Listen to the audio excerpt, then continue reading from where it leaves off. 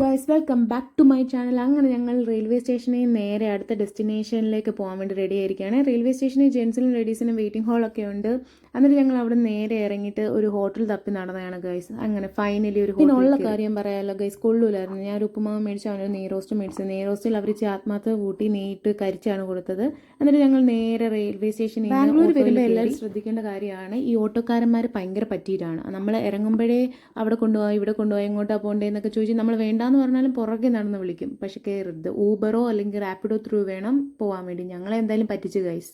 ഞങ്ങൾ KSR ബാംഗ്ലൂർ സ്റ്റേഷനിലാണ് ഇറങ്ങിയത്. അവിടുന്ന് ബാംഗ്ലൂർ പാലസിലേക്ക് ഒരു 4 to 5 kilometers ആണ് ഉള്ളത്. ഞങ്ങളോട് പക്ഷേ 180 rupees മേടിച്ചു. അതത്ര ഫെയർ അല്ല, ഞങ്ങളെ പറ്റിച്ചത് കൊണ്ടാണ് ഗൈസ്.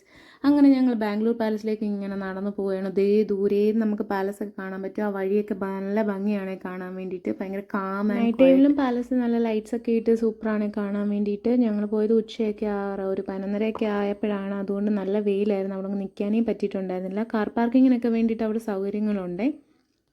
പിന്നെ ഇതിനകത്ത് കയറണമെങ്കിൽ പാസ് ഉണ്ട് ഗൈസ്. അഡൾട്ടിനാണെങ്കിൽ 300 ആൻഡ് ഫോറിനേഴ്സ് ആണെങ്കിൽ 500 എബോ. ആൻഡ് 10 വയസ്സിന് താഴെയുള്ള കുട്ടികൾക്കാണെങ്കിൽ പാസ് ഇല്ല.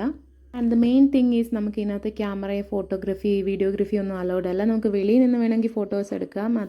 അതുപോലെ അവരറിയാതെ അകത്ത് കയറി ഫോട്ടോസോ വീഡിയോസോ ഒക്കെ എടുത്താൽ നല്ല പെനാൽറ്റി ഉണ്ട് ഗൈസ്, ഫൈൻ അടയ്ക്കേണ്ടി വരും.